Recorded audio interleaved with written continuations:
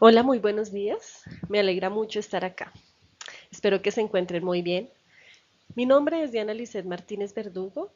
Trabajo en la Universidad Nacional Abierta y a Distancia de Colombia, específicamente en la Escuela de Ciencias de la Educación.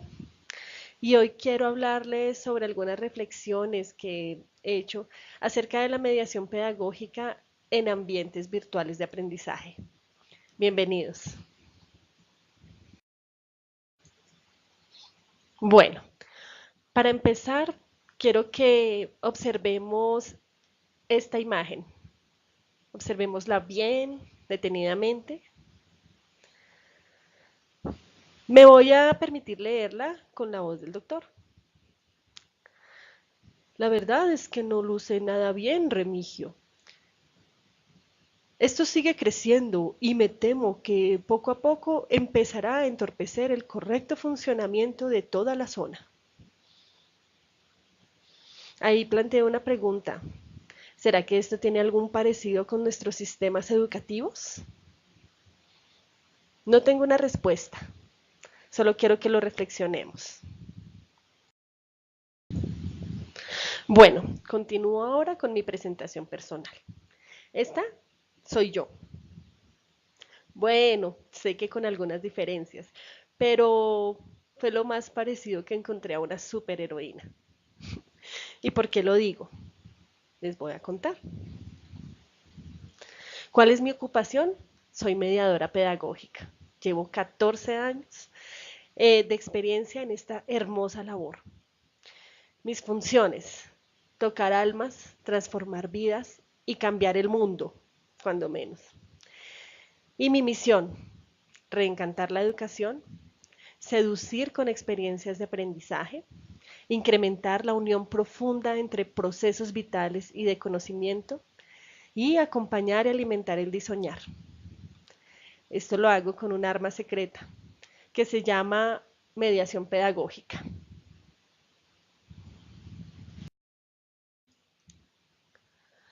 Bueno, y ahora ustedes se estarán preguntando, ¿qué es eso de disoñar?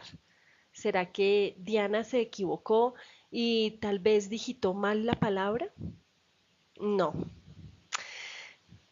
En mi opinión, eso es lo que debería promover todo acto educativo y a lo que deberíamos sentirnos llamados nosotros los mediadores pedagógicos, a acompañar, a alimentar el disoñar. Ahora sí les cuento qué es. Resulta que el artista, activista ambiental, pedagogo eh, e investigador paisa que se llama León Octavio Osorno, nos dijo que disoñar es lo que hacen quienes diseñan su vida de acuerdo con sus propios sueños. Es sentir la vida en todas sus expresiones, sentirla visceralmente, amarla, gozarla y defenderla. Disoñar es hacer un alto, mirar hacia atrás, ubicar el punto de partida, imaginar nuestro paraíso, abrir el espectro de los caminos para alcanzarlo, elegir uno y recorrerlo, e intentar hacer la propia felicidad. Sin embargo, lamentablemente vemos cómo los sistemas educativos han enfrentado continuamente múltiples retos que obedecen la mayor parte del tiempo a lineamientos reduccionistas, dejando de lado lo que en mi concepto habría de ser su búsqueda, propender por el disfrute de la vida. Al respecto, mis incertidumbres me han llevado a imaginar posibilidades de educación alegres, estimulantes y creativas, que se empoderen de su rol en el cosmos, que es mucho más importante que aquel de producir, de aquel de competir, que aquel de ser más. Somos mucho más disfrutando la vida. Bueno, en ese sentido, considero que el eje principal de las mediaciones pedagógicas debe ser la intención de encantar y seducir con experiencias de aprendizaje vital, afirmación que conversa con la de Erwin Schrödinger, cuando nos dijo que las transformaciones, los cambios, comienzan siempre dentro de cada corazón humano. Y ese es el obstáculo número uno al que debemos hacer frente en todo momento. La academia no debe estar reñida con el corazón. La escuela, la universidad, no debe propender únicamente eh, por lo intelectual, por lo cognitivo, sino que debemos ser muchísimo más holísticos y empezar a encontrar nuevos caminos. Bueno, ¿y qué pasa con la incursión de las TIC en el campo educativo?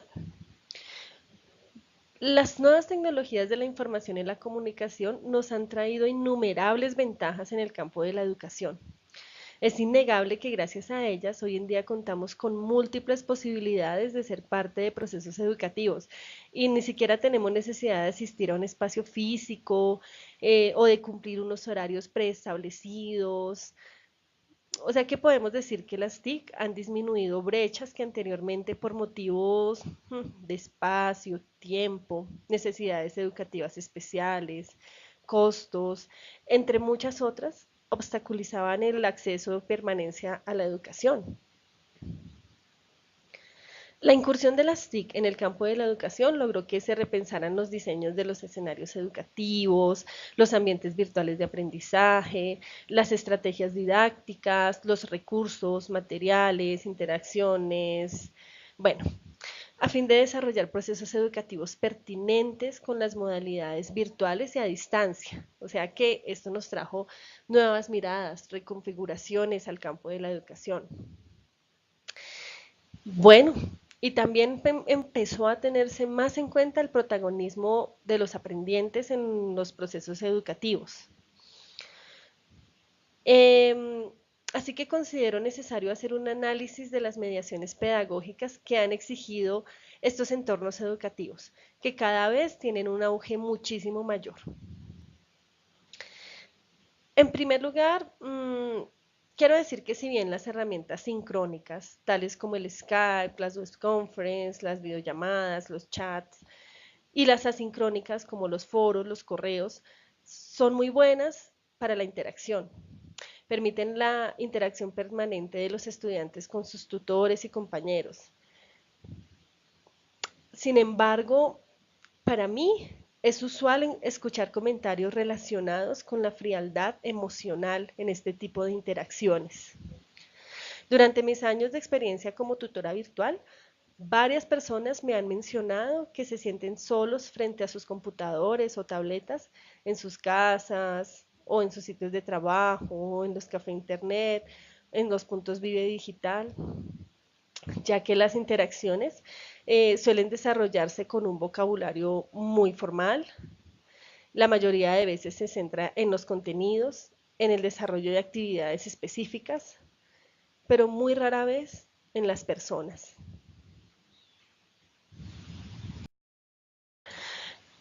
Yo pienso que esto merece un análisis muy importante, porque es hora de que configuremos nuevas posibilidades en el campo de las mediaciones pedagógicas virtuales. He escuchado muchas veces que una ventaja que las personas le encuentran a los escenarios presenciales es la posibilidad de compartir con pares, tanto actividades académicas como espacios de socialización, de ocio, en los que se sienten reconocidos en su singularidad, en los que se posibilita la expresión de emociones, las relaciones empáticas. Muchas veces nosotros estamos preocupados por lo último en tecnología, por el desarrollo de mejores materiales educativos, por el desarrollo bueno, de nuevos ambientes virtuales de aprendizaje, pero a veces pasamos por alto esto, la persona del otro. Hace algunos días estuve viendo un documental que se llamaba Un crimen llamado educación. Es un documental muy reciente, se los recomiendo. Y allí me gustó mucho escuchar al profesor Emiliano Villavicencio, que era un profesor de México. Él nos decía esto: a veces nos alejamos y miramos el tema de lo afectivo y lo emocional como un tabú. Entonces nos circunscribimos a operaciones y fórmulas matemáticas, a teorías sobre la mente y el funcionamiento cognitivo. Bueno, ¿y a quién le estoy enseñando? Si tan solo reflexionáramos sobre esa pregunta, esa sola pregunta me lleva a la persona del otro, me lleva al ser, a la existencia del otro, que es lo realmente importante acá. En ese mismo sentido, quiero hacer alusión a lo que dice Humberto Maturana, y es que las conductas humanas se constituyen desde los deseos, desde las aspiraciones, las envidias, los enojos, desde el amor, es decir, desde las emociones y no desde la razón. El potencial existencial está dentro de nosotros y nosotras mismas. Esto es muy importante y creo que nosotros como mediadores no debemos pasarlo por alto. De hecho, el mismo Maturana afirma que todos los seres humanos existimos en el lenguaje y que es en ese entrelazamiento de este con la emoción, es decir, lo que él llama lenguajear, que se producen los procesos de aprendizaje a lo largo de la vida. Bueno, y quiero hacer especial alusión a lo siguiente. Lenguajeamos gracias a coordinaciones de sentires, emociones y haceres. Mucho cuidado con esto. Estos se dan en un espacio de cercanía duradera, de convivencia con otros, y ya que permanentemente nos movemos en búsqueda de la satisfacción, privilegiamos aquellos espacios de convivencia en los que sentimos placer de estar y de ser reconocidos. Y si el lenguajear es la base de los aprendizajes, entonces los sentires, las emociones y los haceres son muy importantes en los aprendizajes, como experiencias vitales. A veces nosotros estamos como muy enfrascados en las teorías, en las lecturas, pero creo que hay otras cosas que podemos empezar a hacer, que podemos empezar a cambiar para llegar más al corazón de nuestros aprendientes. Entonces, mi invitación es esta. Nosotros los mediadores pedagógicos debemos reconocer el papel fundante de las emociones para suscitar aprendizajes. Pues cuando un aprendiente no se siente a gusto en un ambiente educativo, los procesos de aprendizaje se ven severamente afectados. A veces nosotros tendemos a decirles que ellos no quieren, les da pereza, son malos estudiantes, pero yo creo que es hora de que miremos nuestras mediaciones. Miremos si éstas están suscitando experiencias vitales, si están apasionando a nuestros aprendientes. Tenemos que empezar a ponernos en esa tarea, adquirir ese compromiso. Tengo algunas propuestas. Por ejemplo, que diseñemos ambientes virtuales de aprendizaje más empáticos. Ponernos en el lugar del otro. Cuando los estudiantes nos escriben diciendo que no pudieron hacer alguna actividad, que no entendieron algo, eh, que tuvieron un suceso en su familia por lo cual no pudieron entregar el trabajo. A veces solemos ser muy fríos, muy cortantes y pedirles el soporte para reabrir las actividades únicamente. Pero yo creo que una pregunta como ¿te sientes mejor? ¿Está mejor todo en tu casa? Eh, Simplemente ese hecho de que ellos se sientan reconocidos cambia todo el panorama. Hagamos uso del sentido del humor. ¿Por qué no? Yo lo he realizado en mis clases y me ha salido perfecto. Hagámoslo. Empecemos a cortar esos muros invisibles. ¿Por qué no hacer alusión a nuestras propias emociones y escuchar lo que nos manifiestan nuestros aprendientes? No somos teoría, no somos únicamente academia, somos seres multidimensionales y todo lo que nosotros hacemos tiene que ver con todo lo demás. Yo no soy una Diana diferente en la universidad y luego en mi familia y luego como persona. No, tenemos que empezar a hacer sentir eso. El aprendizaje es para la vida cotidiana. No es algo allí para dejarlo lejano o abstracto. Entonces, esto también pienso que puede ayudarnos mucho en las mediaciones. ¿Y qué tal si usamos un lenguaje más afectivo? Generalmente nos piden que utilicemos el lenguaje formal en las guías, que solicitemos cosas muy formales como las normas APA, que nos centremos mucho en ellas. Y bueno, eso está bien en algún momento del proceso, pero yo creo que no estaría mal, por ejemplo, tutear, por ejemplo, hacerles ver a nuestros aprendientes que nosotros estamos allí como pares, que estamos construyendo aprendizajes juntos, que nosotros también nos declaramos aprendientes.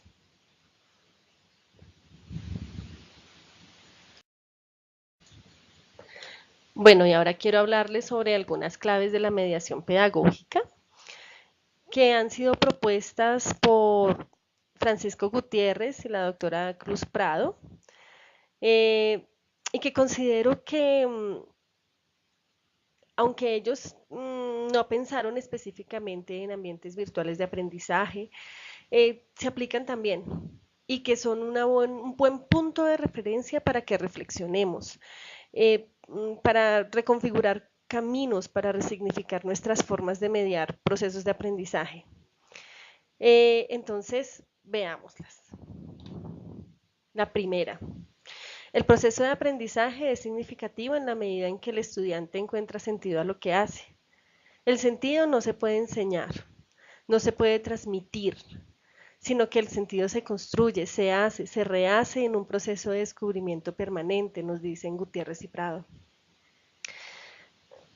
Si yo tengo un sentido para las cosas, un sentido de mi vida, no puedo transmitirlo, no puedo envasarlo, porque las vivencias del aprendiente son diferentes, son otras.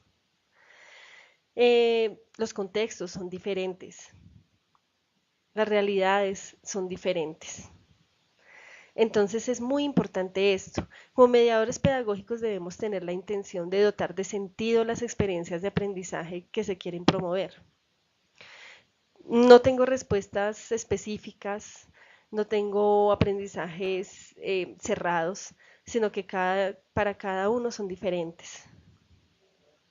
Para ello es fundamental que más allá de la teoría tengamos en cuenta las emociones, la dimensión subjetiva, las experiencias vitales, bueno, todo de lo que hemos venido hablando. Entonces cada uno de los conceptos y cada una de las actividades deben tener sentido para la vida de los aprendientes. Tengamos mucho esto en cuenta a la hora de diseñar nuestros ambientes virtuales. La primera preocupación del aprendiente debe ser la de aprender a desarrollar las propias capacidades. Aquí la invitación es promover aprendizajes centrados más en el desarrollo de seres humanos que en los planes de estudios. Por lo tanto, considero que es necesario que en nuestras interacciones suscitemos experiencias que promuevan actitudes de aprendizaje, de búsqueda, en la que el aprendizaje constituya un estado de ánimo, que nuestros aprendientes se conviertan en sujetos conscientes de sus procesos. Eh, ¿Cómo es esto? De pronto seduciéndolos con experiencias de aprendizaje ricas, bonitas, que yo les dé ganas de seguir indagando, que ellos sepan que los aprendizajes están en sus vidas cotidianas y que no son simples receptores, sino que ellos son protagonistas de sus procesos de aprendizaje. En la tercera, por el cambio de relaciones pedagógicas, ha de lograrse que el aprendiente se convierta en interlocutor principal del proceso educativo. En este punto, pues es fundamental reconocer que nadie es dueño o dueña de la verdad. Y por lo tanto, nosotros los mediadores no tenemos por qué saberlo todo. Debemos reconocernos como aprendientes permanentes. Y esto también nos quita un peso de encima grandísimo. Quitarnos el ego de encima es muy importante como mediadores. La calidad de los aprendizajes mejora en tanto fomentemos diálogos, relaciones intersubjetivas dinámicas, significativas, en la que todos nosotros tengamos la libertad de equivocarnos y aprender minuto a minuto. Yo creo que aquí es importante la conversación amable, amena, fluida, sencilla. Entre más sencillos, más generosos seamos con el lenguaje, es mucho mejor. Y la humildad. La humildad es muy importante. Todo esto resulta más atractivo en la construcción conjunta de aprendizajes. La siguiente es que la intuición del aprendiente es el punto de arranque de fuerza propulsora del proceso de aprendizaje. ¿Qué significa esto? Nosotros hemos valorado poco la intuición en los procesos educativos. Siempre pensamos que hay realidades dadas, que hay conocimientos dados, pero, pero no. La intuición, la emotividad, la imaginación de nuestros aprendientes debe ser el punto de arranque, porque esto los involucra y hasta los apasiona en sus procesos educativos. Entonces miremos cuál es lo que a ellos les gusta, qué es lo que los apasionaría. Porque cuando un aprendiente se involucra de esta forma, desarrolla percepciones creativas, relaciones directas, actitudes vitales, interés, compromiso. Y es ahí donde el aprendizaje cobra sentido.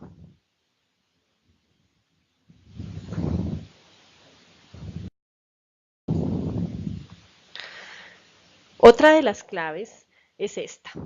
Si el aprendizaje es un hacer, el aprendiente debe hacer para desarrollar la capacidad de aprender. Recordemos que Maturana decía eso, que el lenguajear es como entremezclar, coordinar sentimientos, emociones, haceres. Entonces el aprendizaje es un hacer. Si nosotros queremos saber si los aprendientes están realmente aprendiendo, podemos comprobarlo a través de lo que ellos producen. Eh, como les decía anteriormente, si nosotros desarrollamos una actitud de búsqueda frente a los objetos de estudio, los aprendientes empiezan a hacer de la cotidianidad un proceso de aprendizaje. Reconocemos que los aprendizajes emergen día a día en la calle, en los medios de comunicación, en las manifestaciones culturales, en las relaciones, porque nada tiene sentido por sí solo. Así que es importante que a diario nos interroguemos, que fomentemos en ellos una actitud de curiosidad. El estudiante que más pregunta no es que sea el más cansón, sino es el que está aprendiendo más. Y pues hace algunos días nos preguntábamos por el auge de los youtubers, que son personajes bastante queridos ahora por nuestros jóvenes. Y ellos que se dedican a investigar algo que los mueva, que los apasione. Y, y así van desarrollando procesos de aprendizaje que no habíamos pensado desde las escuelas. La siguiente es que el proceso educativo será tanto más rico cuantas más posibilidades de expresión tenga el aprendiente. Pues es que ningún acto educativo es posible sin expresión. Así se manifiestan los aprendizajes. Entonces debemos reconocer eh, que que los aprendientes puedan expresar sus aprendizajes con diversos lenguajes, de diversas formas, con diversos medios. Nuestras mediaciones deben pasar por diversas formas de expresión también. Entonces, no siempre debemos pedirles a todos un texto escrito, un ensayo, una crítica argumentativa, porque hay otras formas de expresar aprendizajes. Y también nosotros debemos salirnos de nuestra zona de confort, de nuestros moldes, y empezar a ver que podemos mediar de diferentes formas. Y entre más expresiones tengamos en nuestras mediaciones, va a ser mejor, porque los estilos de aprendizaje de nuestros aprendientes son diversos.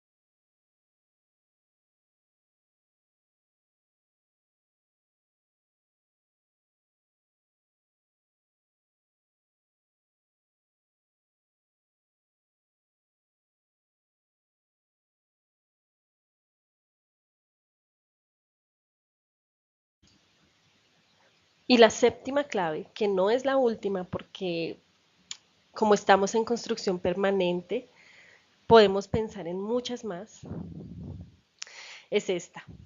Una propuesta de educación alternativa exige sus propias formas alternativas de evaluación. No podemos hacer todas estas mediaciones tan maravillosas y evaluarlas con pruebas inconexas, exámenes cerrados, ¿cierto? Porque la evaluación debe tener sentido, y no solo para nosotros como mediadores, sino para nuestros aprendientes. ¿Por qué? Porque no queremos comprobar cuál ha sido la información que almacenaron en sus memorias, la información que mañana después del parcial se les olvida. Esta evaluación carece de sentido y entonces pues no va a promover aprendizajes. El sentido de la evaluación no está en los resultados, sino en todo el proceso. Entonces debemos integrar el proceso con los productos. Cuando tenemos un proceso educativo rico, asimismo son los productos. Y como dice en Gutiérrez y Prado, la sapiencia debe cotidianizarse, pasar de la reflexión a la acción, de modo que dé sentido a nuestras vidas. Cuando nuestros aprendientes pasan de la teoría a la acción, de la reflexión a la acción, ahí podemos ver, ahí podemos ir evaluando.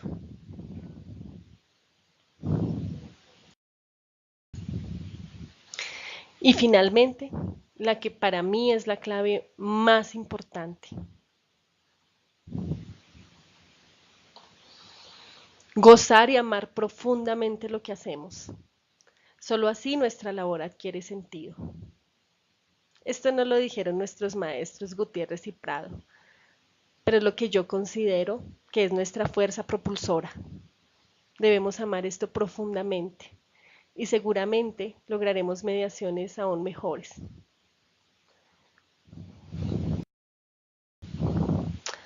Muchísimas gracias. Les comparto algunas de las referencias que tomé. Agradezco muchísimo su tiempo, su atención y espero que nos encontremos en una próxima oportunidad. Un saludo.